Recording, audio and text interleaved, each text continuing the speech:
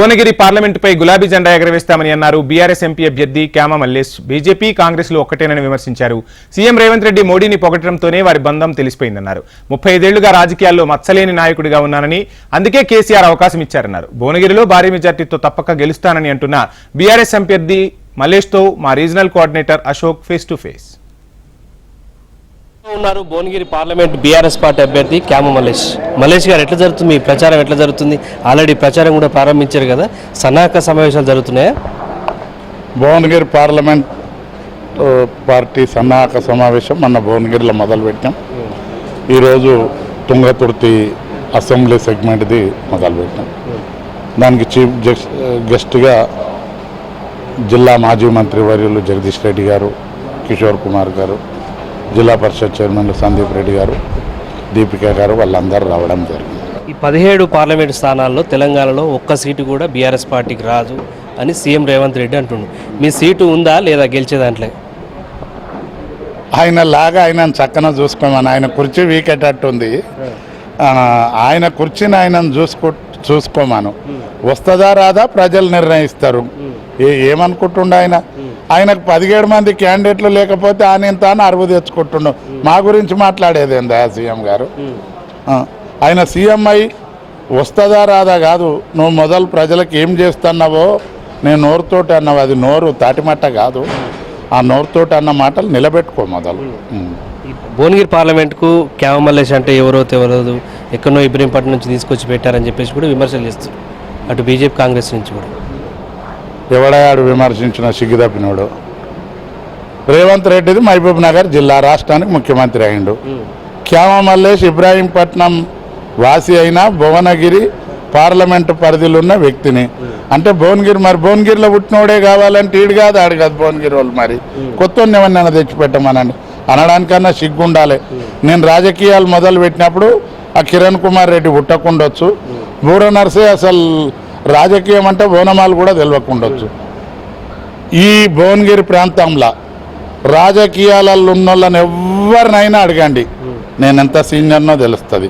ఏ ఒక్క నాయకుడు కూడా ఒకసారి ఎక్స్పోజింగ్ వస్తే, ఒకసారి మంత్రి అయితేనో అందరు గుర్తుపడతారు. ఇబ్రాహీంపట్నంలో నన్ను 5 ఏళ్ళ పిల్లగానికి వెళ్ళి అప్పుడు చచ్చే వరకు ఉన్న పెద్ద మనుషులందరూ గుర్తుపడతారు.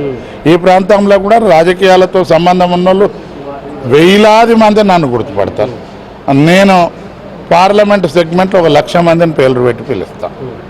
భువనగిరిలో బూర నరసయ్య గౌడ్ ఇంతకుముందు ఎంపీగా చేశారు.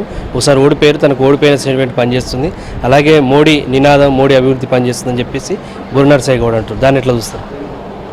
మోడీ గారు ఏం చేసిర్రని పనిచేస్తారు అంటే ఒక రామాలయం కట్టి అక్షంతలు పెట్టంగానే పనిచేస్తుందా? భువనగిరిలో ఒక యూనివర్సిటీ కట్టిండా, ఒక డ్యామ్ కట్టిండా, లేకపోతే ఒక ఐటీ కంపెనీ తెచ్చిండా? ఏమన్నా తెస్తే ప్రజలు ఓట్లు వేస్తారు. రాముడు రాముడు రాముడు మా కేసీఆర్ గారు కూడా కట్టిర్రు.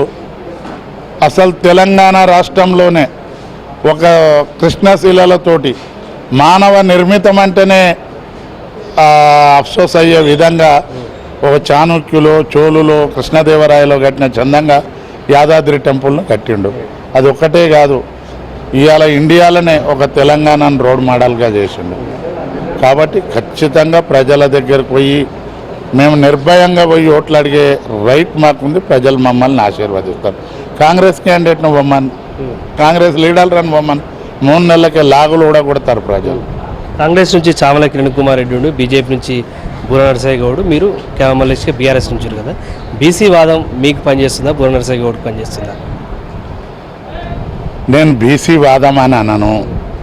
డాక్టర్ బాబాసాహెబ్ అంబేద్కర్ గారు పొందుపరిచిన రాజ్యాంగం ప్రకారం భారతదేశంలో పుట్టిన ఏ ఒక్కడైనా 18 సంవత్సరాల నుండి చనిపోయే వరకు ఒకటే పౌర హక్కు. నరేంద్ర మోడీ గారికైనా అదే హక్కు, పారిశుద్ధ్య కార్మికురాలకైనా అదే హక్కు. బీసీ వాదం అది ఇది అంటే బీసీలకు అలాగ ఓట్లు ఉంటాయా, లేకపోతే ఆ బీసీల ఓట్లు ఏమన్నా చిన్నగా ఉంటాయా? అదేం కాదు. ఎవరి ఓట్లైనా నేను ప్రజలలోకి పోతా. నాకు కులాల ఫీలింగ్ ఉండదు. నేను అన్ని కులాలను గౌరవిస్తా, అన్ని మతాలను గౌరవిస్తా. సెక్యులర్ టీఆర్ఎస్ పార్టీ అభ్యర్థిగా పోతా.